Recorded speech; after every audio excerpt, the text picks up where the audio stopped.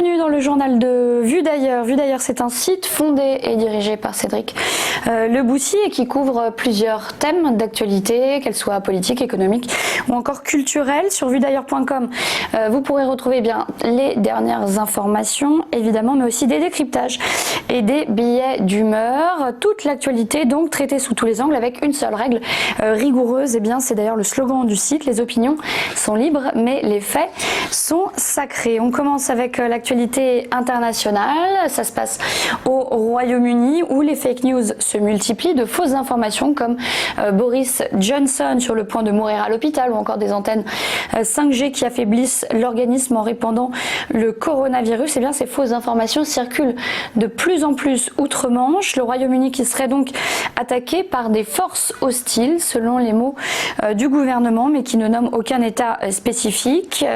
Russie, Chine, Iran, Corée du Nord, ce sont les noms qui reviennent le plus souvent. Selon Downing Street, le but de ces fausses informations est d'engendrer la haine et des divisions au sein du Royaume-Uni ou encore de s'immiscer dans la politique locale. Ce n'est pas tout. La recherche de profit pourrait être éventuellement une explication. Certains particuliers gagnent en effet de l'argent grâce à des clics, comme on dit, en répandant sur Internet des fake news qui font du bruit et donc très relayés, très suivis, comme cet article faux évidemment sur une chercheuse d'Oxford qui aurait testé un vaccin contre le Covid-19.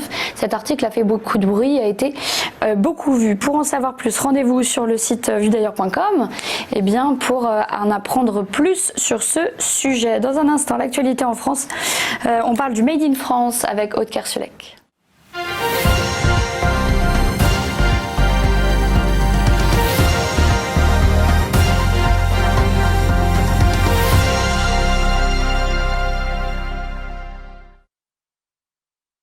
Les actualités en France, on s'intéresse à un thème développé sur le site La Reprise économique. Dans sa dernière allocution, Emmanuel Macron a dit vouloir bâtir un modèle économique plus fort pour ne pas dépendre des autres. Alors comment peut-il s'y prendre? On en parle avec notre chroniqueuse d'économie, Aude Kersulek. Bonjour Aude.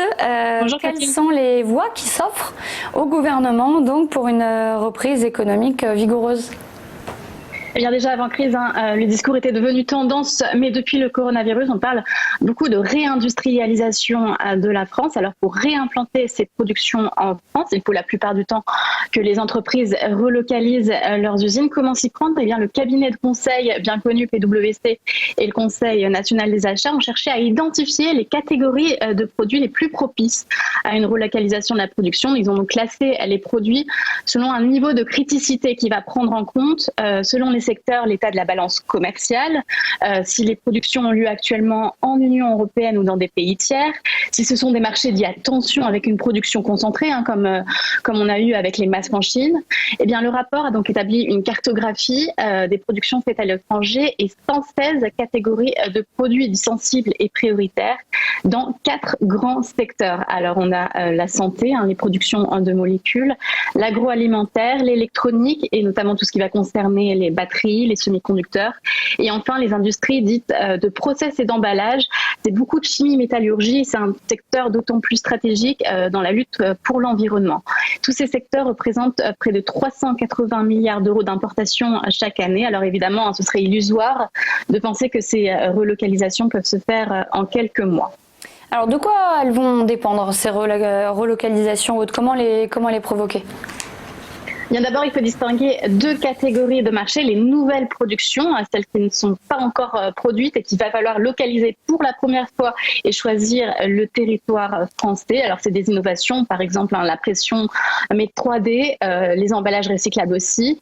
Et pour faire revenir les productions dites matures, il faut alors tout un écosystème. Alors il y a le coût du travail, il y a les compétences disponibles, il y a l'environnement réglementaire, la possibilité de financement des investissements, la présence ou non des fournisseurs dans le périmètre.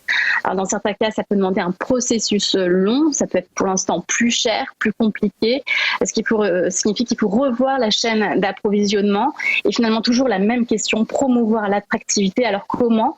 En baissant les impôts d'impôt, c'est une piste selon les auteurs de l'étude chez PwC. C'est avant tout un travail de granularité avec de l'analyse. Quelles sont les limites, quelles sont les barrières et surtout des discussions avec les acteurs, avec les entreprises et surtout entre les entreprises. Merci beaucoup Aude Kersulek pour ces informations. À suivre l'actualité économique et sociale.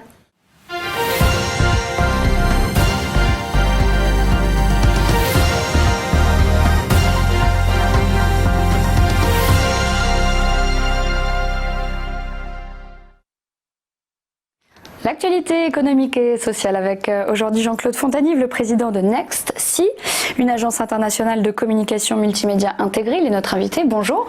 Bonjour. Merci d'être avec nous. Vous signez un article sur le site Vue d'ailleurs, donc sur un thème que vous connaissez bien puisque vous travaillez avec ces entreprises, la Grande Méditerranée.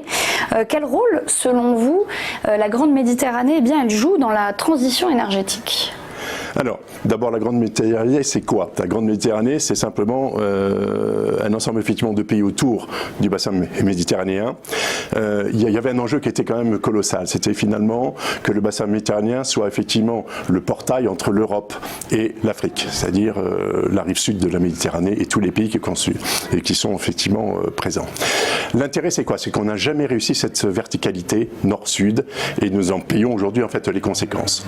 Alors, en quoi effectivement la transition écologique, la transition énergétique ou je dirais toutes ces transitions qui vont bouleverser le monde peuvent être intégrées dans un nouveau modèle économique. Ce nouveau modèle économique, c'est de pouvoir intégrer ce que l'Europe est en train de prendre, je dirais, comme critère, de dire finalement, il peut y avoir une voie permettant à la fois aux entreprises, à la fois aux sociétales et à la fois effectivement dans le cadre effectivement du grand New Deal, Green New Deal et des accords de Paris pour effectivement que l'ensemble des pays puissent respecter ces engagements, arriver à quoi? Qu'on puisse effectivement avoir un socle commun de développement. Je ne parle pas de plan Marshall parce que tout le monde en parle, mais c'était presque une hérésie. C'est-à-dire comment intégrer des nouvelles valeurs dans le cadre de ce développement nord-sud. Alors ce Green New Deal dont vous parlez, de quelle manière il peut être un pivot? Le pivot, c'est quoi? C'est que déjà la prise de conscience, a priori ça devrait être signé, enfin en tout cas conclu, les 1000 milliards, on parle beaucoup de milliards, c'est comment ça peut se traduire dans une transition, dans les transitions, à la fois les transitions écologiques et ou les transitions énergétiques. Mais avec un point important, avec la pandémie qui est arrivée et qui est non négligeable dans le cadre effectivement de ces nouveaux modèles, c'est quoi? C'est que finalement, les transitions sociétales vont être effectivement fondamentales. Je dirais même maintenant, le Green New Deal Nord-Sud va être effectivement des transformations à la fois sociétales et écologiques. Merci beaucoup Jean-Claude Fontanive. Je vous remercie. Votre analyse, on rappelle que votre article est disponible sur le site de vuedailleurs.com. À suivre l'actualité culturelle.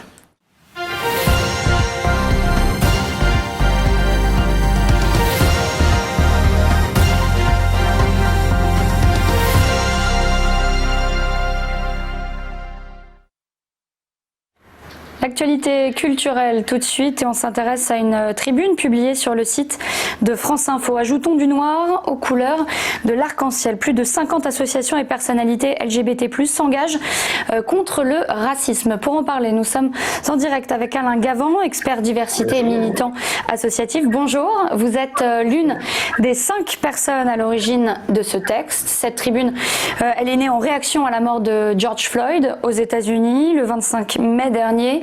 Expliquez-nous en quoi il était important ici en France que les LGBT+ soutiennent ce combat antiraciste. Nous avons effectivement été très émus par le meurtre de George Floyd aux États-Unis et nous nous sommes dit, notamment avec Daniel Véli de France TV pour tous et toutes, nous ne pouvons pas rester silencieux face au mouvement antiraciste. En tant que personnes LGBT+, nous avons quelque chose à dire sur les questions de discrimination. Et donc nous avons décidé de réunir un collectif, alors au départ c'était une cinquantaine, maintenant ce sont 75 signataires, et d'écrire un texte fondateur avec un objectif qui était, le premier objectif c'était de s'associer sous une forme de convergence, si on peut dire, aux luttes anti-discrimination et au mouvement antiraciste en tant que personnalité LGBT+, ou en tant qu'association.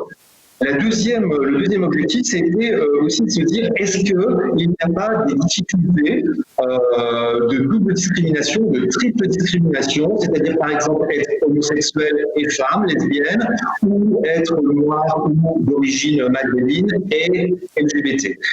Donc l'idée, c'était de se dire, voilà, interrogeons-nous sur ces questions d'intersectionnalité, ou de pluralité, ou de multiples discriminations. C'était notre deuxième objectif. Le troisième objectif, c'était de se dire, est-ce qu'au sein de nos associations LGBT+, nous sommes si divers que cela? Est-ce que nous ne devons pas nous interroger sur la représentation des femmes, la représentation des personnes d'origine diverse au sein de nos propres organisations? Alors, voilà, donc, concrètement, votre mouvement, quelles sont ces actions? Quelles vont être ces actions? Alors, bon, tout d'abord, ça a été la tribune fondatrice, et puis donc, il y a eu des ateliers qui ont été lancés, plusieurs sont organisés cet été, et donc nous allons rédiger, élaborer un plan d'action.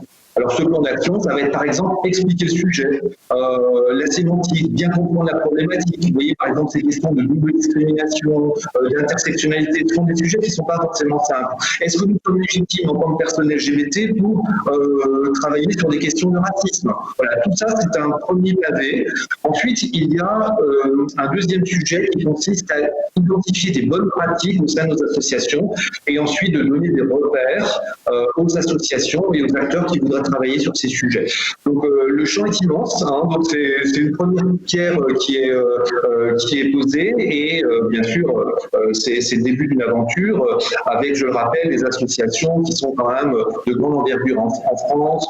Nous avons le président du RAVAD, nous avons SOS Homophobie, nous avons l'association Aide, nous avons également pas mal de réseaux LGBT+, d'entreprises, comme celui par exemple d'IBM, d'Orange, de Thales, ou Baria ou d'Airbus.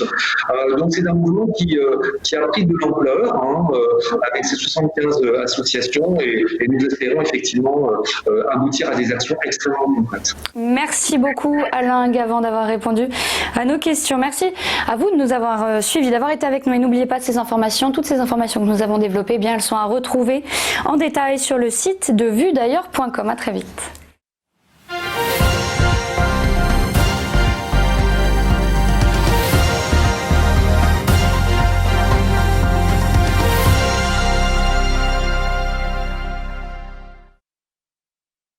Bonjour à tous et bienvenue dans notre émission Entreprise et Innovation, votre rendez-vous innovation, développement économique et enjeux du digital sur TV Finance. Tous les jours, TV Finance met en lumière une société, un projet, des hommes et des femmes qui font l'entreprise d'aujourd'hui et de demain dans un monde en perpétuelle évolution.